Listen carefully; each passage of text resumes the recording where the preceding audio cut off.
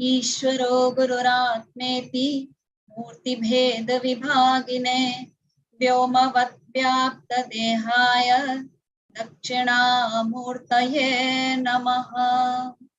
सदाशिवसमारम्भां शङ्कराचार्यमध्यमाम् अस्मदाचार्यपर्यन्तां वन्दे गुरुपरम्पराम्।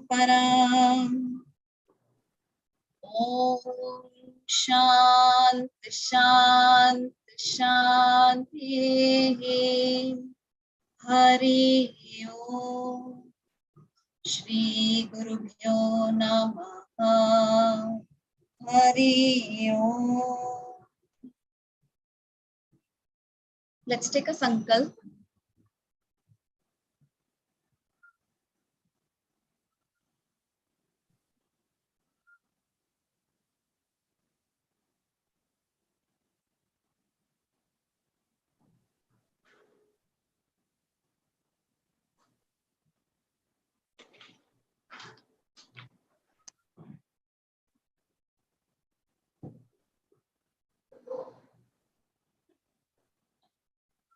All right.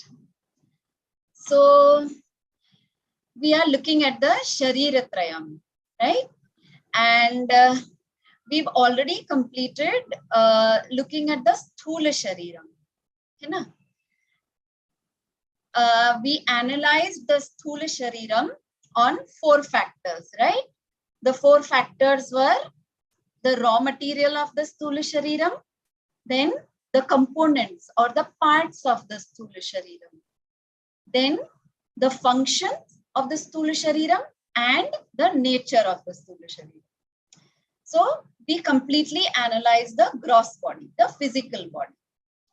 And now we are talking about the subtle body, the Sukshma Shareeram. We've already seen the raw material of the Sukshma Shareeram, the Pancha Mahabhutas only, but the subtle Pancha Mahabhutas, the Sukshma Pancha Mahabhutas, right? So, Akash, Vayu, Agni, Jala and Prithvi. The Sukshma aspect of these Pancha Mahabhutas. That is the raw material of the Sukshma Shareeram. And then we also saw the parts of the Sukshma Shareeram, the components of the Sukshma Shareeram. There were 19 components.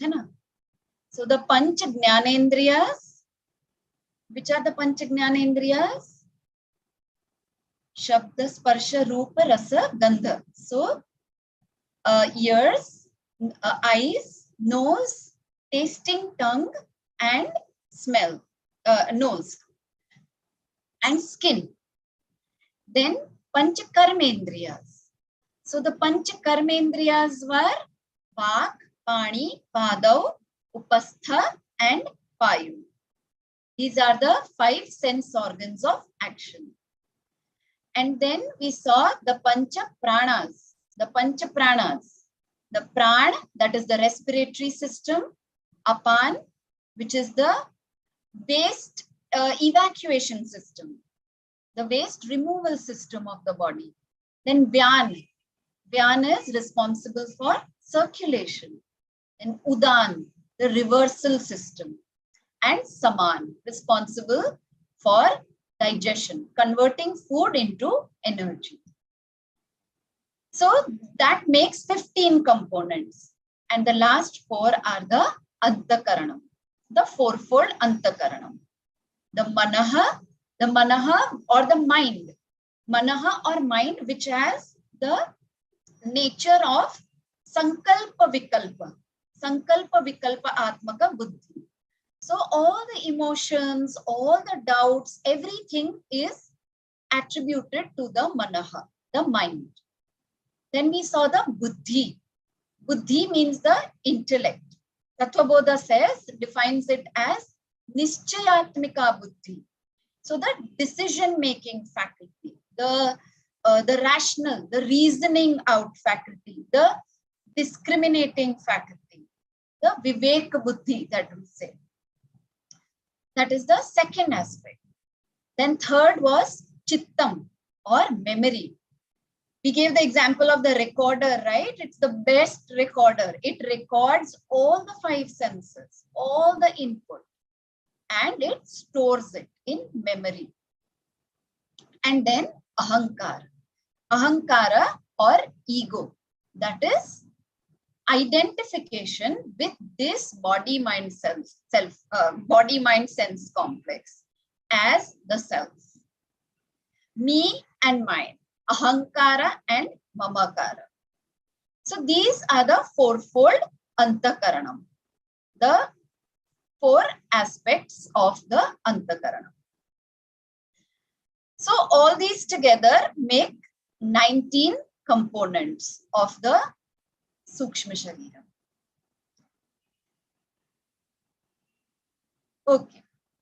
So after the components, the third aspect of analysis is the function. So we need to know what is the function of this Sukshma Shareeram. Does anyone remember what is the function of the Sthula Shareeram?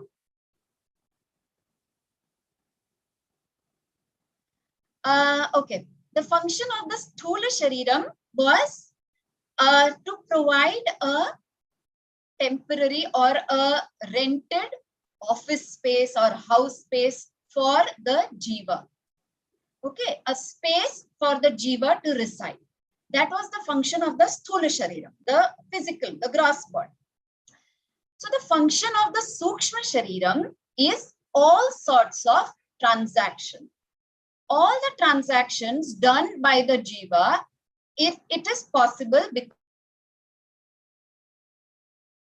of the Sukshma Shareeram. These 19 instruments, they are responsible for all sorts of transactions. So some instruments are meant for input, that is the Jnanendriyas, right? They are meant for input, the sense organs of knowledge. Some are meant for output, the Karmendriyas. They are meant for output. And some instruments, they are meant for both, like the tongue, which is Jnanendriya, which acts as the Jnanendriya, as the tasting tongue, and which also acts as a Karmendriya, as a talking tongue. So these are the functions, basically transaction. Now let us see that how does the Sukshma Shareeram function? So how do these transactions happen? Okay, let's just understand it with the help of some examples. So सबसे पहले क्या होता है? The 5 organs of knowledge, okay, the 5 Jnanendriyas, they receive sense data from their counterparts in the gross body. So the sense data, say for example, suppose we see a red colored apple. Okay, so the eyes, they are giving this data, right? They are receiving this data, and that data is then passed on to the mind, the manaha. So apple, we saw that, okay, it is a red apple. That data of the form and the color of the apple, it is passed on to the mind. This is a transaction that is happening. Again, we hold the apple, we feel its smooth surface, or we smell it, we taste it. So all this information of its form, of its color, of its feel, of its smell, taste, all this information that is received by the Jnanendriyas, and it is sent to the Antakaran. So all this transaction that we are seeing, right, that is happening in the Sukshma Shareeram. Okay. Now, this data, it is sent to the Antakaranam. So the Antakaranam, the mind, it integrates this sense data. It integrates, it holds this sense data, it generates experience. So maybe it generates experience, some emotions like, I am happy, I'm really happy on eating this apple. Or my hunger is satiated on eating this apple. So these are the kind of feelings that we experience, the emotions that we experience, that gets integrated in the mind, in the Antakaranam. or there could be even certain doubts कि हाँ मैंने Apple खाया तो सही पर वे खराब तो नहीं था ना. I mean, was it a spoiled apple or was it a fresh apple? Was it a fine apple? These kind of doubts, all this is generated in the antakaranam. So this information is based on the information given by the tongue. मेरे tasting tongue ने apple को taste किया and then probably I got the information that it is spoiled, right? So these kind of experiences, they are generated in the mind. Now mind does another thing also. It also stores the data in the memory, in the chittam, right? So the taste, the color, the form, smell, all these things are stored in the memory. And also some particular associations. Like बहुत बार ऐसे होता है ना, like a particular smell. We get a particular smell and we recollect something that has happened in the past. कि जब हम छोटे थे तब ये mango का smell आता था तो I remember my nanny's house or something like that. All these associations, they are also stored in the chittam. So any other kind of information also. Say the apple was spoiled, okay? And you have information about the smell of the apple also and the taste of the apple also. Now, that information is again stored in your antakaranam, and next time when you eat an apple and you get that particular smell, you retrieve that data from the memory, from the chittam, and you associate it. That, ye smell hai, this kind of taste is there, that means the apple is spoiled. So all those things are stored in the chittam. Then another aspect of the antakaranam, the intellect, the buddhi. We saw what the mind does, we saw what the chittam does. Now we are looking at what the intellect, the buddhi does. So this buddhi, it analyzes the sense data. It is the buddhi that retrieves past experiences from the chittam. It retrieves past decisions, whatever we have previously learned. It retrieves it from the memory, and based on that, it takes decisions. It helps in decision making. जैसे, okay, apple was spoiled and memory में है कि ये particular vendor से apple खरीदा था. So now the buddhi decides that yes, this I have to be careful when I go to this particular fruit wala, this particular vendor. So that is what the buddhi does. Okay. So now the decision arrived at by the buddhi, the decision which is made, that is then again passed to the mind, and it is also stored in the memory for future use. Now, when we say that this decision, okay, of the intellect, it is passed to the mind, to the manaha, then what happens? The mind again, it receives this decision of the intellect, and then it instructs appropriate organs of action to perform, to respond to the external world.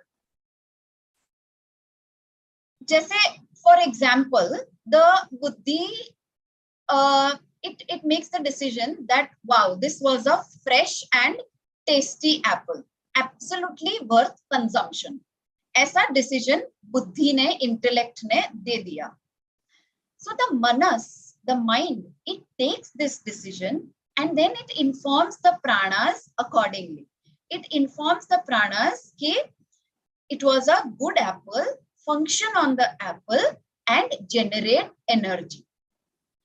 And then the energy received from the apple, it makes the karmendriyas work. It makes the transaction with the external world possible. But now if the buddhi is giving the decision that the apple is spoiled, then what happens? The manas will give that information to the pranas. The manas will give that information to our physiological systems, and it will function, the pranas will function accordingly. maybe the udan will work, and we might just vomit it out because it was a spoiled apple. Or the pranas may cause some other symptoms to release this unhealthy apple which was consumed, to release it from our system. So based on the decision given by the intellect, the manas gives instructions to the pranas and other parts of the Sukshma Shareeram, and they act on the on food or on any other stimuli that is received. Okay? Is this clear? Can someone say yes or no? Any doubts? Okay. So basically, this is the function of the Sukshma Shareeram, all sorts of transaction. So all the transactions, all the interactions, they are possible only because of this Sukshma Shareeram. So that is why without the Sukshma Shareeram, the body is called a dead body. When the Sukshma Shareeram leaves the body, that is when the body is called a dead body. No interaction, no transaction is possible without the Sukshma Shareeram. Again, also we need to understand that Sthula Shareeram is also necessary for the Sukshma Shareeram to function. So without the rented space, the transaction is not possible. Okay, it will be like electricity तो है, तो सूक्ष्म शरीरम तो है, पर कोई gadget नहीं है, जैसे फैन नहीं है, लाइट नहीं, बल्ब नहीं है. तो electricity alone cannot circulate air, or it alone cannot give light, right? The medium is necessary. In the same way, Sukshma Shareeram cannot operate without the medium of the Sthula Shareeram. So they both are interdependent. So this was the function of the Sukshma Shareeram, function of the subtle body, to interact, to make all sorts of transactions possible. Okay. Now the fourth factor that we need to analyze and understand is the nature of the subtle body. So firstly, just like the gross body is of a changing nature, right? Remember we had said asti, jayate, vardhate, viparinamate, apakshiyate and vinashyati. These are the 6 vicharas that the physical body undergoes. Constant modification. Same way, the Sukshma Shareeram also is subject to constant modification, constant change. So, yeah, the Sthula Shareeram is quite evident. All the changes are very, very evident. But the Sukshma Shareeram changes are mostly evident only to the self. So, sometimes, like the instruments of the Sukshma Shareeram, sometimes they improve, they become sharp, sometimes they weaken, like our eyes, right? Sometimes they are not necessarily able to see clearly throughout life. They become weak, ears go deaf, our memory fails, our intellect becomes dull. So many changes, they keep happening constantly in our Sukshma Shareeram. So the first aspect of the nature of Sukshma Shareeram is that it is subject to improvement and weakening. It is subject to change. That is the first feature. Secondly, we said that the Sthula Shareeram is evident or recognizable to both ourselves as well as the others, right? But the Sukshma Shareeram is evident or recognizable only for one's own self. It is not available for others like the gross body. what is in my mind, only I know.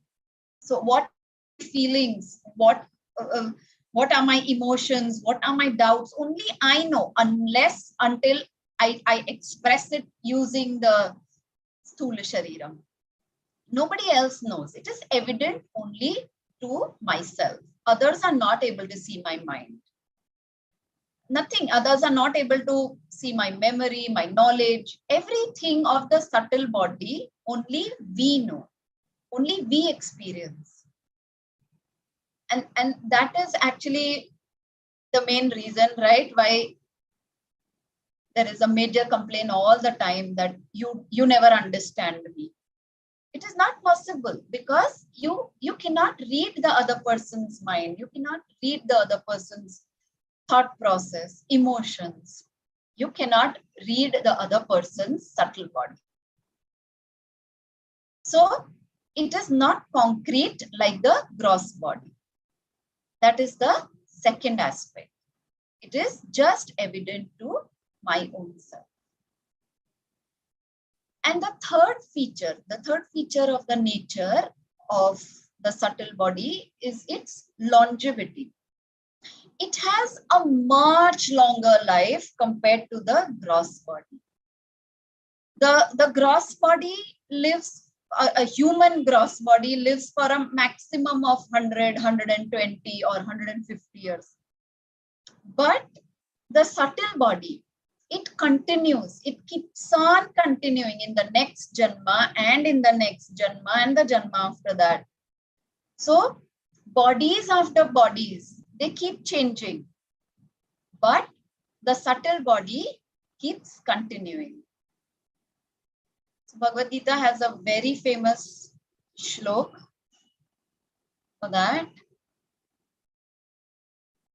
So the verse says, Vasamsi jirnani yatha vihaya navani grihnati naro parani tatha sharirani vihaya jirnani anyani sanyati navani dehi.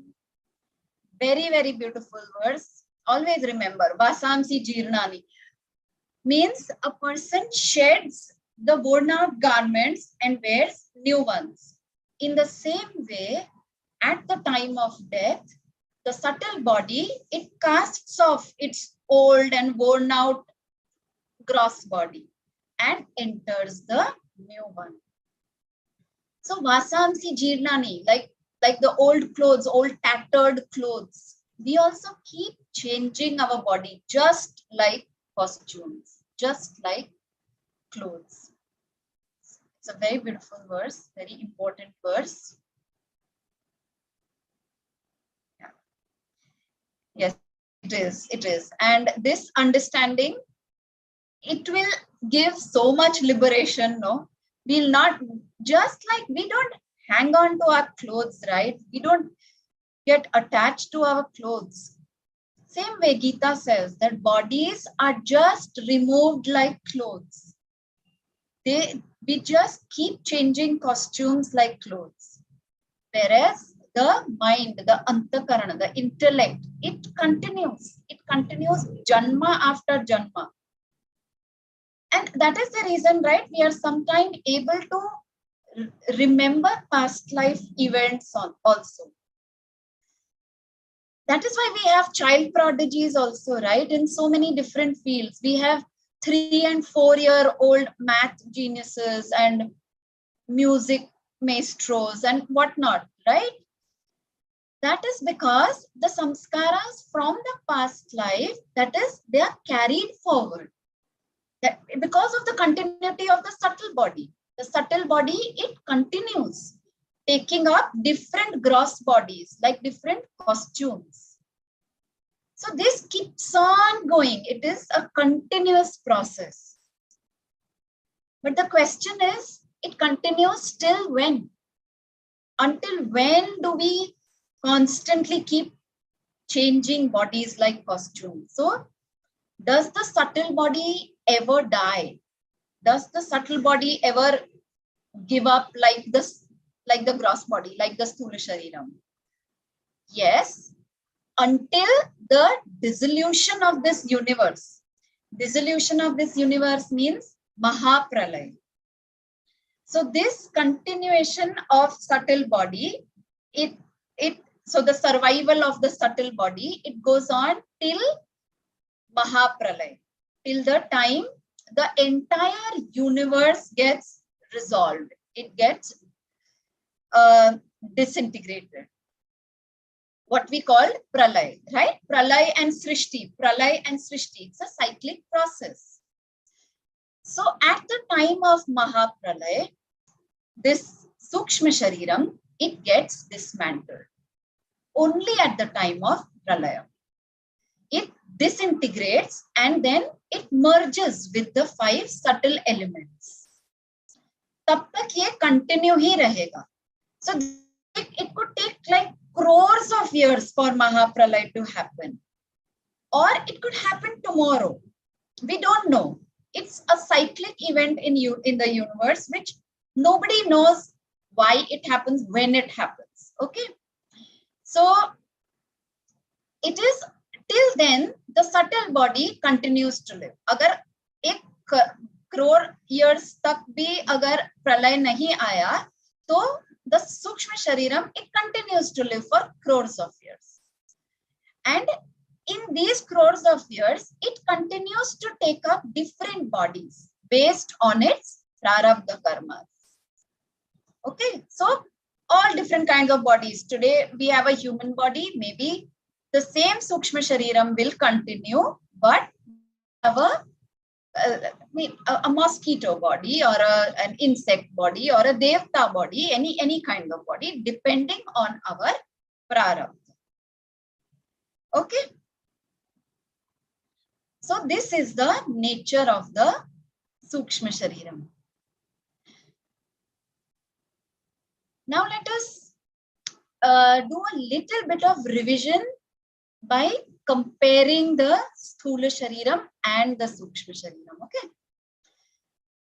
So with the 4 factors based on which we analyzed both the Shareerams, both the bodies, were raw materials, then components or parts, then function and nature. So let us compare. So first of all, which were the raw materials used for the creation of the Sthula Shareeram? The 5 gross elements. Excuse me. So out of the 5 gross elements, gross matter is formed. And out of gross matter, the gross body is formed. And same way, the subtle body is made out of 5 subtle elements, Sukshma Bhutas. So 5 subtle elements form subtle matter. And out of subtle matter, our subtle body or the Sukshma Shareeram is formed. So these are the raw materials. Now the components. The parts of the Sthula Shareeram, very easy: head, trunk, hands and legs, the limbs. And the parts of the Sukshma Shareeram, we've already seen the 19 parts many times. 5 Jnanendriyas, 5 Karmendriyas, 5 Pranas and 4 parts of the Antakarana. So these are the parts of the 2 bodies. Just so that if we compare the 2 bodies, it stays longer in our minds. You get more clarity about the 2 bodies. Okay, that is why we are comparing them. Then the third aspect is function. The function of the gross body is to provide a temporary residence for the individual Jeeva. And this residence we get based on our karmas, based on the prarabdha karmas. And the function of the Sukshma Shareeram, the subtle body, is to perform all the transactions. So all the transactions are possible because of the Sukshma Shareeram. And finally, the nature of the Sthula Shareeram. So first aspect is continuous change or Vichaara. Same with the Sukshma Shareeram also. It continuously changes. It continuously undergoes all the Vicharas. Then gross body, it is evident to oneself as well as to others. But subtle body is evident only to oneself and not to the others. Then the gross body, it survives for a very short duration. For humans, it could be 100 years, but like think about a mosquito or think about a bacteria or something like that. Okay, the mosquito might not even live for a day. So depending on the space that we have got, the box, the rented space that we have got, our lifespan depends on that. Then the subtle body, it survives for a much longer duration. It continues to live till Mahapralaya.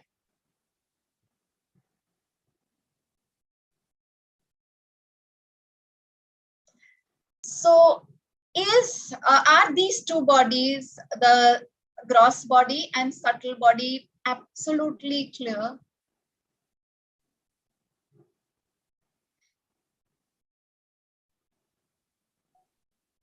Because if they are, then we can go to the Karana Shareeram.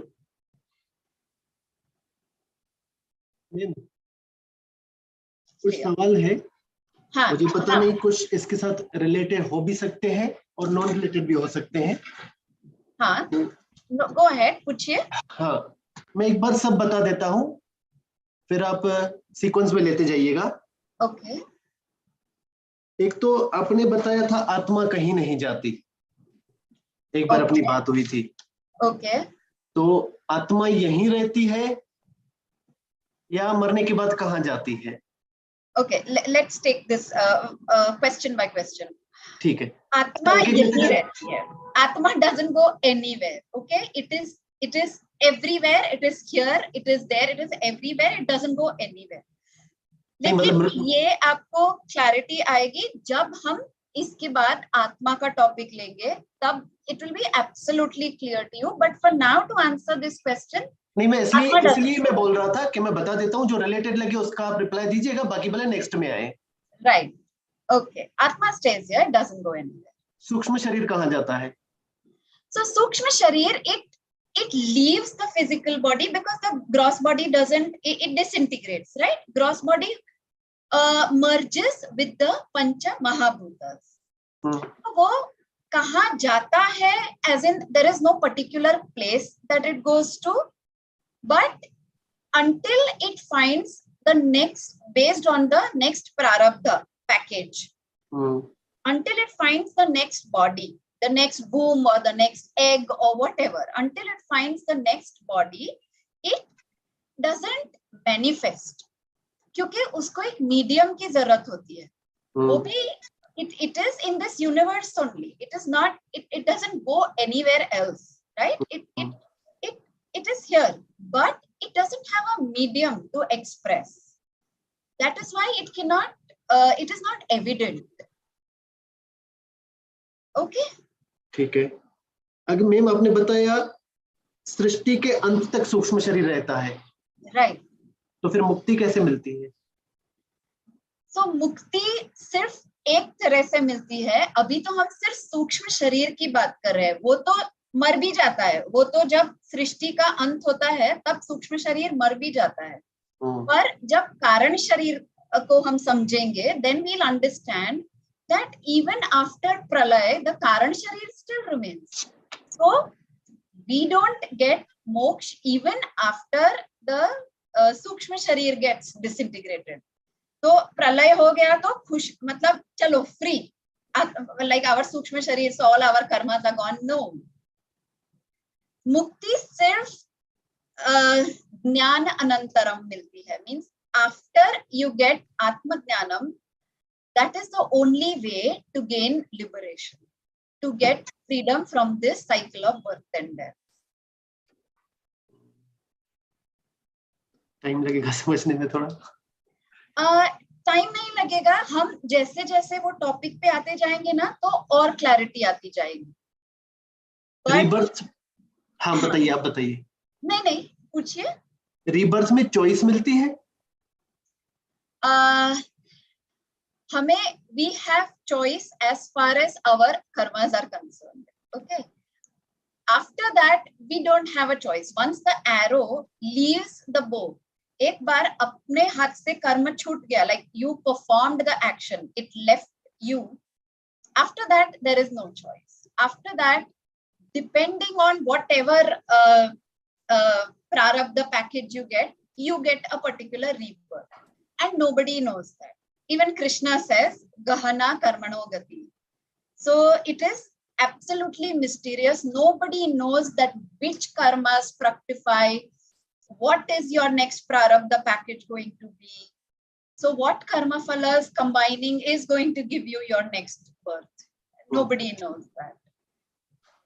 बस एक last है, कर्म किसके साथ जाते हैं, आत्मा के साथ कि सूक्ष्म शरीर के साथ? कर्म किसके साथ जाते हैं? आत्मा। आत्मा is absolutely taintless. उसके साथ कुछ नहीं होता है. I mean, if the fan is spoiled, if the fan बोलते हैं ना मरने के बाद कर्म साथ में जाते हैं, तो कर्म किसके साथ जाते हैं? Only the three shariras. Not even we can't even say the Sukshma Shareeram, but Karana Shareeram we can say. वो भी आना बाकी है अपना.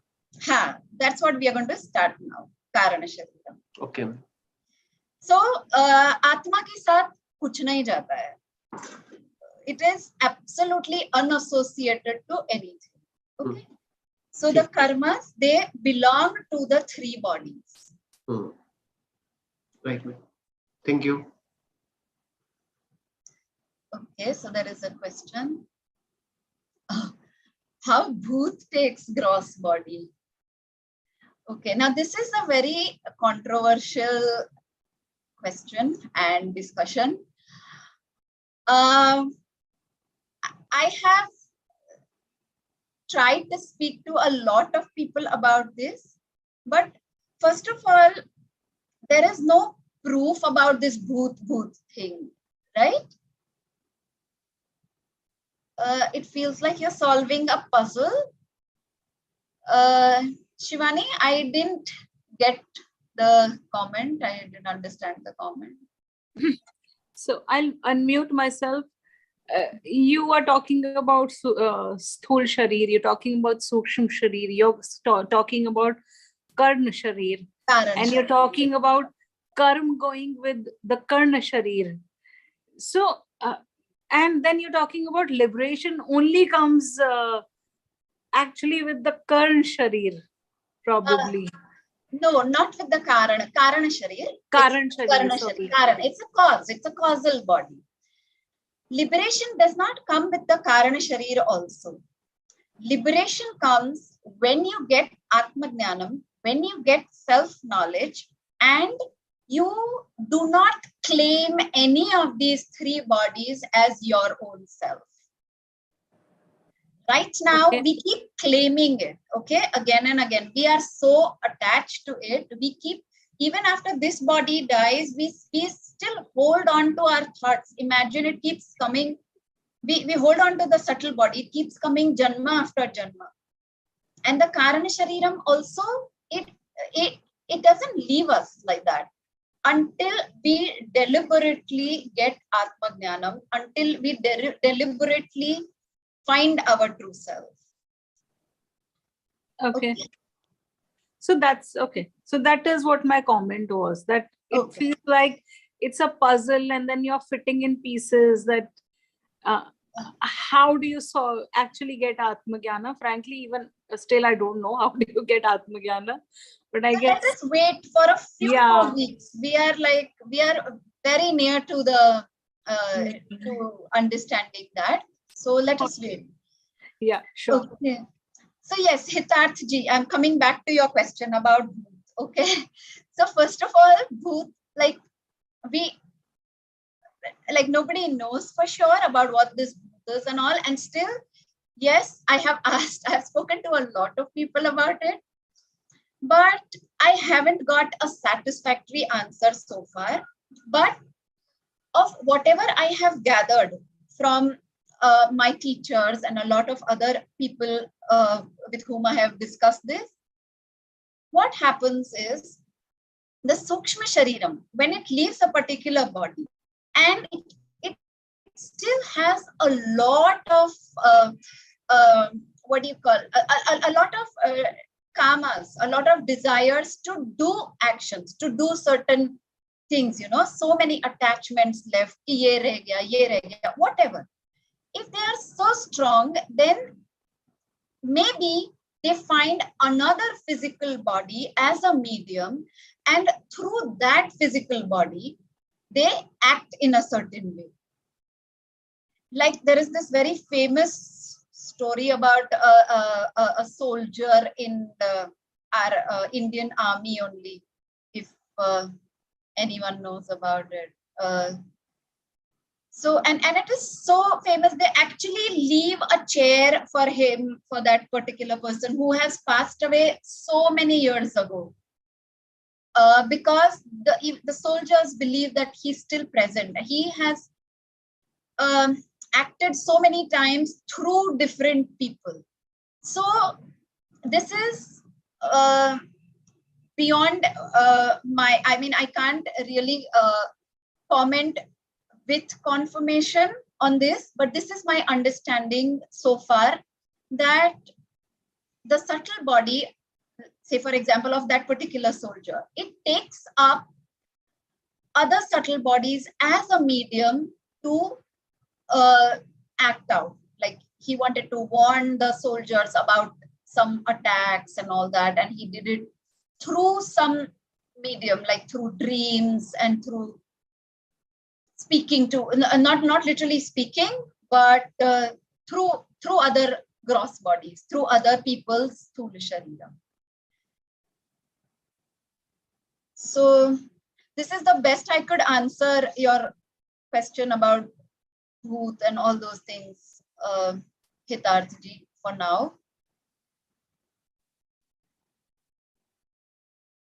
Is that okay? So ठीक है, पर अभी okay. So अभी तक के लिए स्थूल शरीरम, सूक्ष्म शरीरम, clear? They are simple, not very difficult to understand.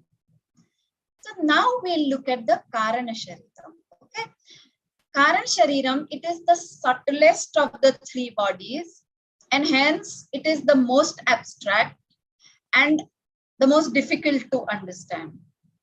So first, let me just explain what is Kaarana Shareeram in the simplest language. Okay, whatever is like in my capacity, the simplest way to put Kaarana Shareeram, I will explain it like that. And then we will understand it based on these 4 topics of analysis, the raw material, components, all that, function, nature. That we'll look at later. First, let us just understand ki Kaarana Shareeram hai kya. So first of all, Karan means what? Karan means cause. Cause. Kisi cheez ka karan, kisi cheez. What is the cause of something? So the Kaarana Shareeram, it is the cause. But cause what?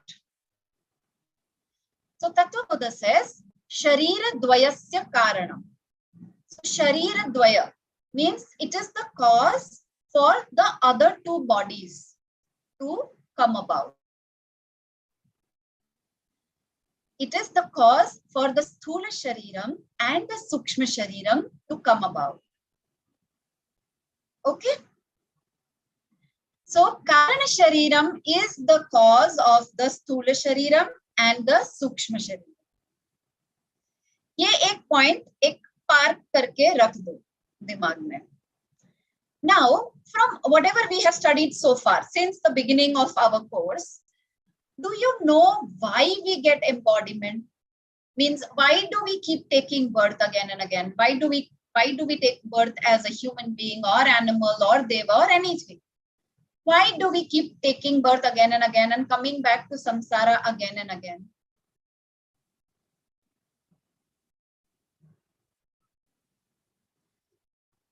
that happens because we haven't got moksha yet, attachment to the material world. Yes, and why is that attachment to the material world? Because we have duties to perform. But after we die, what duties? So after we die, then duty like मेरे ऊपर किसी का ऋण है. Somebody did something for me and I did not repay that person back. So correct. as a human being, maybe it's much more above human being. So as you talk about Sukshma Shareer, Karan Shareer, so somebody is responsible. That entity, the person I am or the Atma I am, I don't know what is the answer, is responsible for what I have got from somebody. So I need to return it back. Okay. That's what I think. Okay. So in other words, like even 𝐒𝐡ā𝐬𝐭𝐫𝐚 said, material desires. Our desires make us do actions. And because of those actions, we get karma phala, right? So to bear fruits of the karma phala, or like what Shivani said, that rin hai, to repay the debts, to repay the debts also, and to take back also what we have. If someone is indebted to us, to take that back also, to enjoy that also. So basically, we keep coming back again and again in samsara because we haven't attained moksha yet, because of our ajnanam, because we do not have atmagnanam, because we are ignorant of our true self. That is what we call moksha. To know our true self, to have atmagnanam is called moksha. And we haven't received it yet. That is the reason we get this embodiment again and again and again. Now, Sureshwaracharya ji, in his introduction to Naishkarmya Siddhi,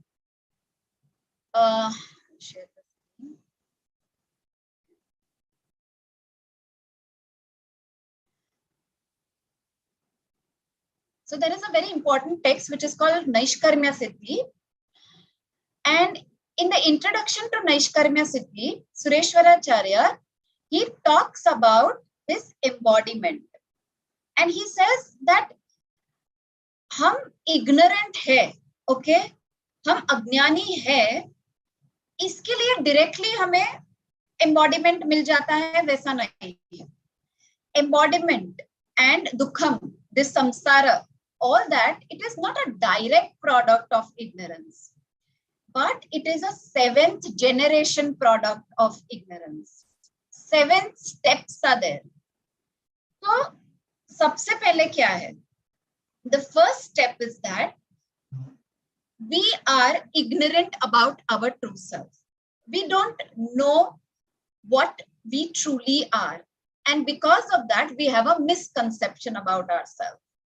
We wrongly identify ourselves with this body, mind, sense complex, with our kith and kin, with our possessions, with all other things. So the first step is Atma Ajnanam. Now, because of Atma Ajnanam, we get Dvaita Darshanam. Dvaita Darshanam means what? We see multiplicity.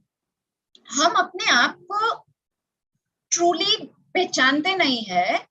We have a misconception about ourselves. That is why we see multiplicity everywhere. I am different from others. I am different from Ishvara. And because of that, I see multiplicity.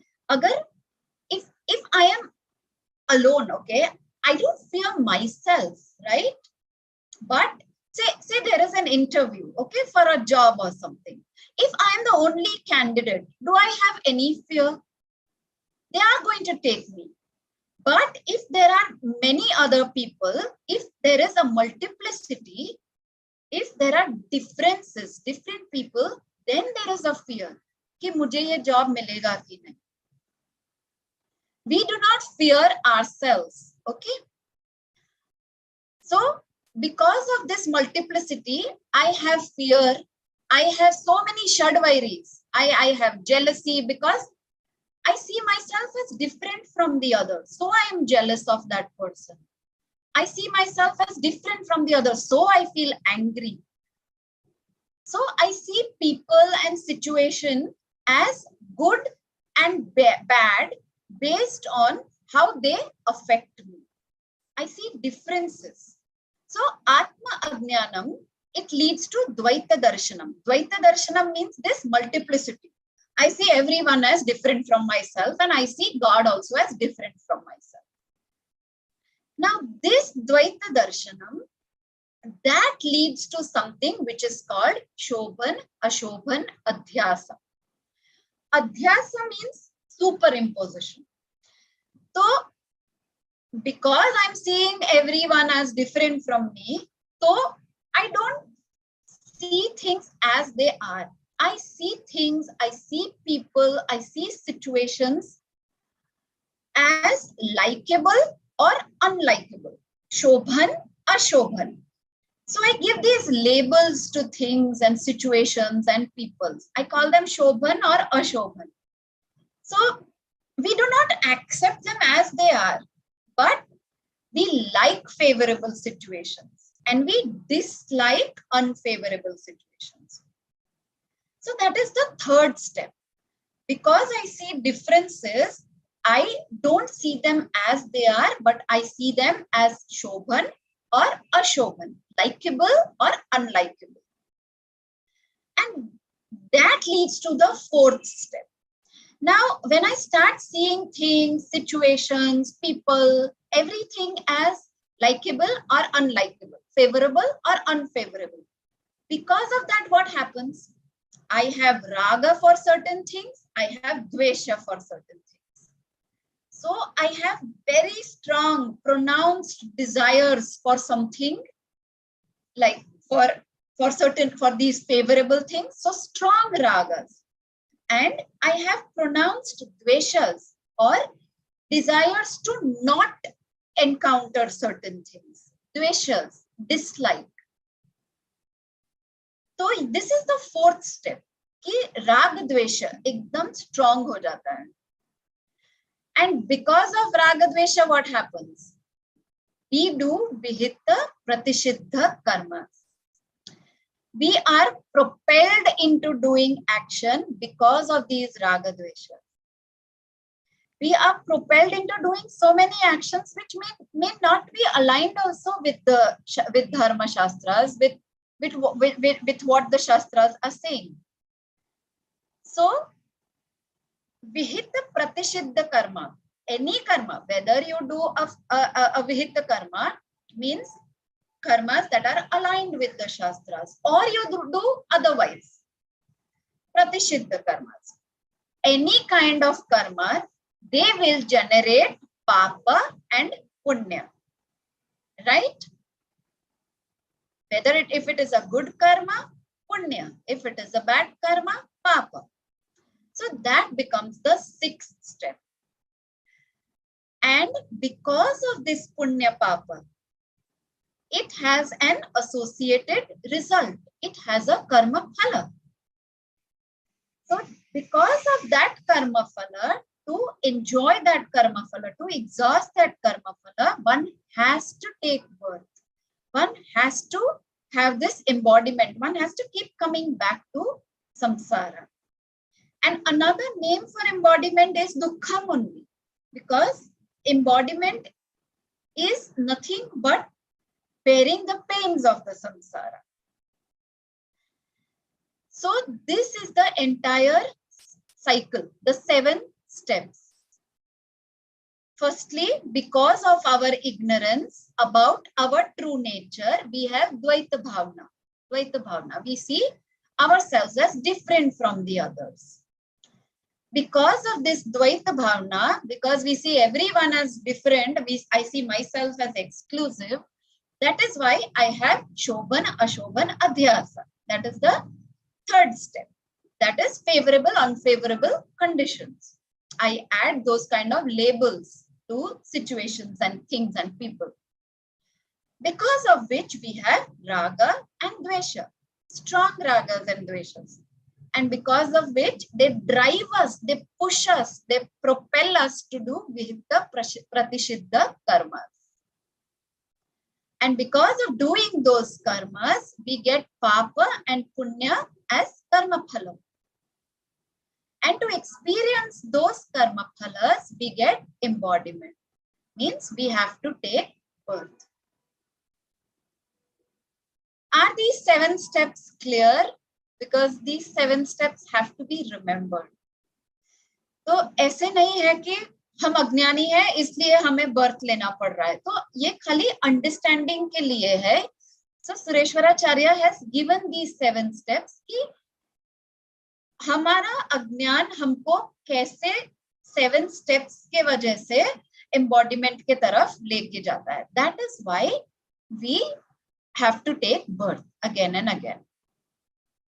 Now, since we know that embodiment happens because of self-ignorance, that means that basically all these 3 Shareerams, all the Sthula, Sukshma and Karana Shareeram, they come because of this ignorance only, because of Atma Ajnanam only. Right? The embodiment is happening because of this Ajnanam. We saw the 7 steps. Why did we get embodiment? Because of Jnanam, that is the root cause.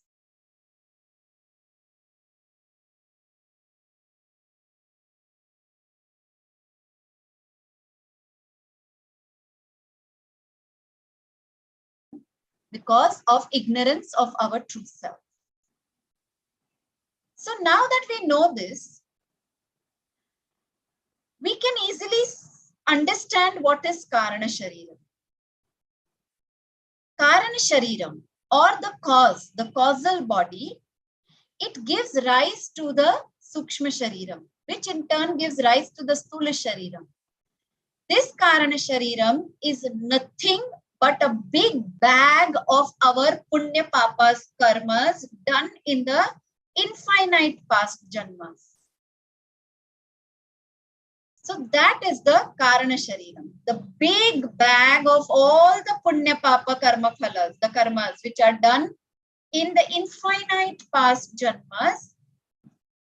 They together form the causal body, the Karana Shareeram. And out of that big bag, some karmas, they become ripe. They fructify. Like all the seeds don't germinate at the same time, right? All kinds of seeds, papaya seeds, mango seeds, coconut seeds, you plant them, they don't germinate like together. They have their own gestation period or something. So out of all the karmas, some become ripe. They fructify and give fruits which are karma phalas. And based on those fructified karmas, we get our next Sukshma Shareeram and our next Sthula Shareeram. So the other name for Karana Shareeram is our Sanchita Karma, the big bag of Sanchita Karma. All the infinite past janma ke punyas and papas are stored in that big bag of Sanchita. So your Karana Shareeram is actually that big bag of Sanchita Karma that you have accumulated in the infinite past janmas. And out of them, some of the fructified karmas, which are also called Prarabdha karmas, they give us a particular Sukshma and Sthula Shareeram. So now it is little bit understood what is Karana Shareeram. कि बहुत abstract है अभी भी. Okay. It is a very abstract concept, so it will take time to concretize in your mind. But for now, understand कि हमें embodiment, एक particular body क्यों मिलता है? Because of Atma Ajnanam. And through Atma Ajnanam, we do these actions because of which the karma phalas come, and that is how we get embodiment. So what is actually the cause of the embodiment? The karma phalas, the pap punya karmas that have come. And that is why we say that Karana Shareeram is nothing but a big bag of all these stored pap punya karmas. Okay, just remember that much for now. We'll elaborate it very properly further. Like we will take maybe one more session on Karana Shareeram only, because it is very abstract, very subtle. Okay, 𝐕𝐞𝐝 has a question. So if someone has jnana of this but could not practice it or live the jnanam, what would be the situation? Yes, so that is, the jnanam has not seeped in. The jnanam has not become jnana nishtha. So you have the knowledge, but it has not. You have not become a sthita prajna. Then it is. I wouldn't say it is a waste, but it doesn't reach its purpose until it is absorbed. It is like food, no? We always say that आप जितना भी nutritious खाना खा लो, जितना absorb होता है उतना का ही एनर्जी मिलता है हमें. Beyond that, everything is a waste, how much ever expensive food or rich foods you have. Same way, even if you have this knowledge, if it stays at the intellectual level, if it stays only at the superficial level, then it doesn't serve the purpose. Okay, 𝐕𝐞𝐝? All right, I'm leaving you today at a very, very maybe a disturbed state, because like I have experienced the same thing. Like for understanding Karana Shareeram, I have been restless for like many, many months, and then it will just come one day if you keep thinking about it. But we'll try and talk about it in the simplest language and we'll understand it. Okay. But yes, today was a heavy class. For now, we'll end. Om Purnamada Purnamidam Purnat Purnamudachyate Purnasya Purnamadaya Purnameva Vashishyate. Om Shanti Shanti Shanti. Hari Om. Shri Gurubhyo Namaha. Hari Om.